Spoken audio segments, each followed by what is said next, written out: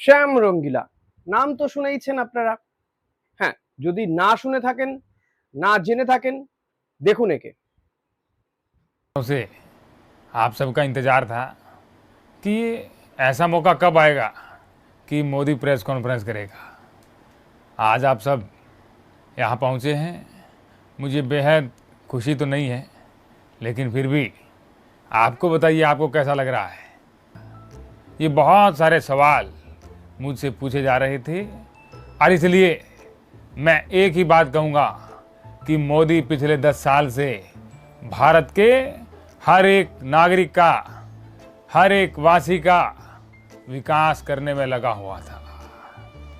मैं 4 घंटे सोता हूँ जी।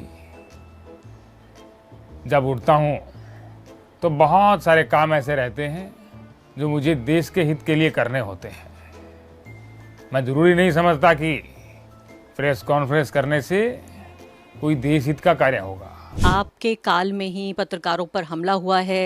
आप प्रेस की आज़ादी को देखिए, हमारा जो इंडेक्स था प्रेस फ्रीडम का वो कितना नीचे गिर गया है। पूरे न्यूज़ ऑर्गेनाइजेशंस पर आपने आतंक निरोधी कानून लगा दिया है। पत्रकार जेल में हैं, जो पत्रकार सवाल पूछ रहे हैं उन पत्रकारों को जेल में डाला जा रहा है, धमकाया जा रहा है। ये सब क्यों कर रहे हैं आप, प्रेस की आज़ादी पर हमला?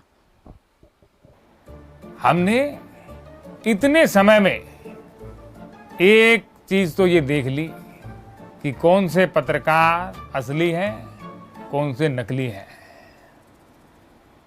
हमने जब भी वार्तालाप किया, आमने सामने बैठ करके किया है, हर पत्रकार ने कठिन से कठिन हर प्रकार के सवाल को पूछा है। क्या वो असली पत्रकार नहीं थे क्या, जिनसे मेरी वार्तालाप हुई और उन्होंने मुझसे पूछा कि आप बटुआ लेकर के घूमते हो कि नहीं घूमते हो, आप कितने बजे सोते हो, कितने बजे उठते हो, थकते नहीं है क्या। ये ऐसे सवाल आज तक पूछे नहीं गए थे। इन सवालों के लिए जो हिम्मत चाहिए वो क्या आप लोगों में है क्या। মোদিজিকে নকল করতেন, যে সে ব্যাপার, যা তা ব্যাপার। বারবার দেখা গিয়েছে কমেডি শো, লাফটার শো, যেখানেই যান সেখানেই নরেন্দ্র মোদীকে নকল করা। হ্যাঁ, অবশ্য তিনি রাহুল গান্ধীকেও নকল করতেন, কিন্তু তিনি মোদিজিকে নকল করেই সবচেয়ে বেশি ফেমাস হয়ে গিয়েছিলেন। তিনি নাকি মোদিজির ভক্তও ছিলেন, 2014 সাল থেকে ছিলেন মোদিজির ভক্ত। কিন্তু এহেন শ্যাম রঙ্গিলা মোদিজিকে নকল করে তো বিরাট স্পর্ধা দেখিয়েছিলেন, আর এবার এই স্পর্ধা তার আরো বেড়ে গেল। তিনি মোদিজির বিরুদ্ধেই গিয়েছিলেন নমিনেশন ফাইল করতে। হ্যাঁ, বারাণসী কেন্দ্র থেকে মোদিজির বিরুদ্ধে প্রার্থী হতে গিয়েছিলেন। কি হলো? থোতা মুখ ভোতা হলো তো? হতে পারলেন কি প্রার্থী? পারলেন না। আরে বাবা, একবার অকাত তো দেখুন নিজের। কি না দেশে প্রধানমন্ত্রীর বিরুদ্ধে প্রার্থী হতে গেছেন। দেশে পুলিশ প্রশাসন বলে কিছু আছে তো নাকি? আর বিশেষ করে সেই ইউপিতে, যেখানে বুলডোজার দিয়ে সব গুড়িয়ে দেওয়া হয়। একটু বেতাল দেখলেই ঢিসকাও। আর হ্যাঁ, যেখানে ভাই বোনও যদি হাত ধরাধরি করে চলে, সেখানে রোমিও বাহিনী তো রয়েইছে, অ্যান্টি রোমিও স্কোয়াড রয়েছে। ফলত সেখানে আপনি যাই করুন, আইনকে ফাঁকি দিতে পারবেন না, আইনের চোখে ধুলো দিতেই পারবেন না। এহেন উত্তরপ্রদেশে বারাণসীতে প্রার্থী হতে গিয়ে সে কি নাকানি চোবানি খেলেন শ্যাম রঙ্গিলা। শেষে কি হলো? মনোনয়ন বাতিল তো হলো, স্পর্ধা হয়েছে, দুর্মুষ হয়েছে সবকিছু। আরে কি দাদা, এরকম ভাবে হয় নাকি? মোদিজির এগেনস্টে প্রার্থী হবেন? এত স্পর্ধা আপনার, এত সাহস দেশে।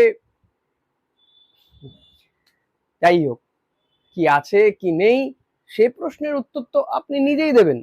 শুনুন কি বলছেন শ্যাম রঙ্গিলা। को वाराणसी के अंदर जो है खेल बना दिया यार, खेल बना के रख दिया है। आज हमें रिजेक्ट कर दिया गया, हमारा नॉमिनेशन रिजेक्ट कर दिया गया है। यार जब नहीं लेना था तो फिर लेने की वो नाटक वगैरह क्यों किए लोगों के सामने। 24 घंटे में तो हो ही गया ना क्लियर, 24 घंटे में तो क्लियर हो ही गया। कुछ कमी नहीं, डॉक्यूमेंट में कमी हमें पता थी, इतना तो हम जानते हैं कि जहाँ पे हम लड़ने निकले हैं, जहाँ पे हमने हिम्मत दिखाई है, वहाँ पे डॉक्यूमेंट, प्रस्तावक, पैसे, ये तो चीज़ें चाहिए हमें, तब जाकर के हम लड़ पाएंगे। वो चीज़ें सारी दी। कल 3 बजे के बाद हमारा जो एंट्री हमारी हुई है वो आज मुझे समझ में आया कि क्यों हुई 3 बजे। मुझे लगा लोगों के सपोर्ट से इन पर दबाव आया है, मेरे फ़ोन करने से, मेल करने से दबाव आया है। आज डीएम साहब ने बताया है कि जो आपके डॉक्यूमेंट में कोई कमी है, आपने वो शपथ नहीं ली है। शपथ जो हम 25, 30, 27 लोग गए थे, मोदी जी के अलावा जो लोग थे, उनको शायद किसी को नहीं दिलाई गई थी। ये भी गए थे, इनको भी नहीं दिलाई गई। इन्होंने 3 बार उनको बोला है, मैं इन पे भी आऊँगा, इनको बोलूँगा कि आप अपनी बात रखो। लेकिन जो शपथ नहीं दिलाई गई, हमारे साथ अधिवक्ताओं को नहीं भेजा गया, इनको नहीं भेजा, सिर्फ अकेले को बुलाया 3 बजे के बाद में, और हम गए हैं वहाँ पे। और वहाँ पे जाने के बाद में ये 8 बजे तक आए हैं। अब जो उन्होंने रीज़न दिया है, कह रहे हैं कि आपने शपथ नहीं ली। मैंने कहा सर आपने दिलाई नहीं। बोले हमारा काम थोड़ी आप लेके आओ कहीं से। दूसरी चीज़ ये कि वहाँ पे सर क्या बोल रहे हैं, सर ये बोल रहे हैं कि आपने 14 तारीख को 2:58 पे आपने फॉर्म दिया है। अगर इसमें कमी होती तो हम आपको 3 बजे तक का टाइम देते। 14 तारीख को 3 बजे तक का टाइम देते, जिसमें आप जमा करा सकते हो।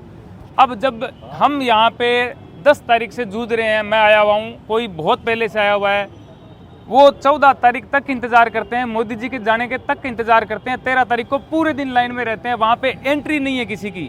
वहाँ पे पूरे दिन 4 लोग जो गए वहाँ पे 13 तारीख को, वो कौन लोग थे? वो 4 लोग हमें आंखों से दिख रहे हैं, खड़े हैं वहीं पे। इतनी धीमी प्रक्रिया बनाई गई कि जो लोग हैं उनको 14 तारीख को 3 बजे एंट्री करवाओ। वहाँ पे हमारा फार्म दिया हमने 5 बजे, और वहाँ पे टाइम लिखा हुआ है 2:58। और फिर भी उसके बाद में देखिए, हमारे पास उसकी कॉपी है, उसमें हमें लिखा गया है कि आप ये जो डॉक्यूमेंट है, ये आपको टाइम दिया जाता है जमा कराने का 14 तारीख को रात को 11:59 शाम, रात को 11:59 है। हम फिर भी जागरूक थे। मैंने कहा लड़ना है यार, अब वीडियो डाल दिया, लोगों को बात पहुंचा दी है, अब लड़ना, ये डॉक्यूमेंट लेके आओ। एफिडेविट बनाया रात को 9:15-10 बजे यहाँ पे पहुंचे हैं डीएम साहब के ऑफिस में। डीएम साहब आए हैं थोड़ी देर बाद में। डीएम साहब ने आते ही बोला ये यहाँ पे कैसे पहुंच गए, पिकनिक स्पॉट है ये, पिकनिक बना रहे हो क्या यहाँ पे, यहाँ कैसे पहुंचे तुम लोग? फिर हमारी बात तो सुनी नहीं। उससे पहले पुलिस वाले जो अधिकारी थे उनको बोला नौकरी चली जाएगी तेरी, ध्यान दे ले अब इस पे, निकाल इनको बाहर यहाँ से। ये बोल के हमें रात को बाहर निकाला है। हमने सोचा हमारी गलती है, हम सुबह आएंगे, टाइम से आएंगे। हम यहाँ पे टाइम से पहुँचे हैं। 11 बजे से पहले एंट्री नहीं, साहब खुद 11:15 आए हुए हैं। और उसके बाद में जो लाइन लगी है, वापस पर जो प्रत्याशी है उनकी लाइन लगी है। और 3 बजे तक 2 प्रत्याशी, 3 बजे तक 2 प्रत्याशी जो है वहाँ पे रहे हैं। उसके बाद में मैंने देखा चीज़ें बदलती, मैंने देखी। ये मैं दिल से कह रहा हूँ यार, मैं 2014 में सपोर्ट करता था। जो लोग मेरे भाई सपोर्टर हैं उनको मैं बताना चाहता हूँ, मैं भी सपोर्टर ही था। मैंने चीज़ें बदलती हूँ देखी कि 3 बजे के बाद में पुलिस वाले ज़्यादा आने लग गए। इधर पुलिस होगी, उधर पुलिस होगी। 4 बजे क्या हुआ कि इधर उधर लोग आने लगे जो सपोर्टर थे, चारों तरफ से घेर लिया गया। जो हमारे भाई साथी जो कैमरे में आपको दिखा रहे हैं ना, ये वही पानी दे रहे थे। ये भाई के साथ मारपीट होते मैंने देखी है, ये मारपीट होते इसके साथ मैंने देखी है।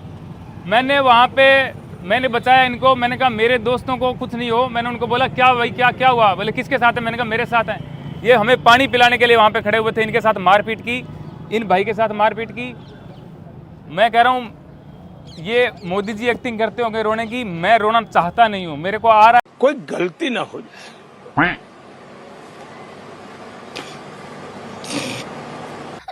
लेकिन मैं रोना चाहता ही नहीं हूँ। ठीक है, मैंने ये चीज़ देखी है, लोकतंत्र की जो हत्या है ना, वो आज मैंने देखी है। वो माहौल मैंने बनते देखा है। अब जब हम बाहर निकले, डीएम साहब से बात करिए, मैंने एक ही बात बोली, डीएम साहब बहुत धन्यवाद आपका।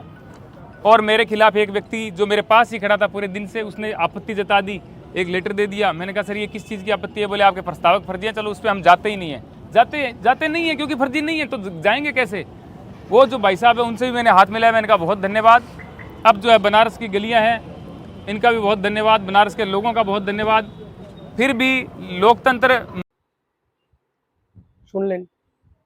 ইতিমধ্যেই আমরা জানি যে গুজরাটের সুরাটে নমিনেশন উইথড্র করে নিয়েছেন বিরোধীরা, বিজেপির একজন প্রার্থী জিতে গিয়েছেন।